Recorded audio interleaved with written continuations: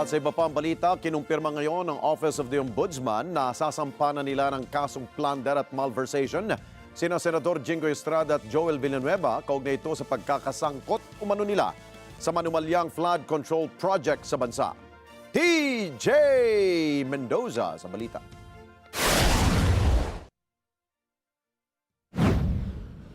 Well, ang pinakamalapit na, hinug na, at pipirmahan ko maya-maya yung information against Senator Jingoy Estrada. Hinog na ang reklamong malversation at plunder ng Office of the Ombudsman laban kay Senator Jingoy Estrada. Isasampa na yan ng anti-graft body sa Sandigan Bayan pag napirmahan na sa Huwebes. Ang plunder at malversation complaint na isasampa ng Ombudsman kay Estrada may kinalaman sa pagkakasangkot niya sa maanumalyang flood control projects.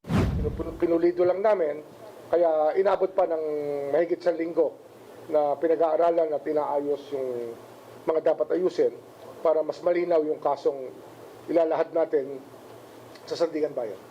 Di pa tinukoy ni Ombudsman Jesus Crispin Boying Remulla ang mga co-accused ni Estrada. Pero ang ilan raw riyan ay state witness na. Gusto rin ni Ombudsman Remulla na bisitahin ng Supreme Court ang mga ruling nito kaugnay sa kasong plunder. Exaggerated raw kasi ito at naging dahilan para maging mahirap na ang pagpapakulong sa mga akusado. Or otherwise, it's going to become a dead law. And I don't think that that was the intent of our legislature. Tingin namin, hindi naman ito sinulat para hindi magamit sa paghahabol ng mga taong nagkaroon ng pagkakasala sa batas. Hihingi din ng Ombudsman sa Sandigan Bayan ng continuous trial para mailatag ang kaso sa loob ng 1 taon. Bukod kay Senator Jingoy Estrada, napipinto ring mahainan ng reklamong plunder sa anti-graft court si Senator Joel Villanueva. Ilalatag namin yan ng sunod-sunod. Pero yung dalawa muna ngayon, tapos meron pa kaming ibang mga, siyempre pinapursuin natin yung sa Congress, yung sa House. Kung ganun din ang attitude ng Committee on Appropriations, baka naman baka maniwala na sila pag finala na namin yung ibang mga congressman.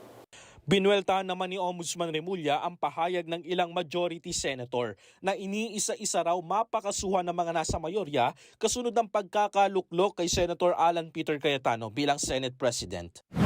Lahat ng ebidensya dito galing din sa kanya, sa sinasabi niya sa COMELEC, sa mga kanyang pag-amin. Hindi naman ito invento eh.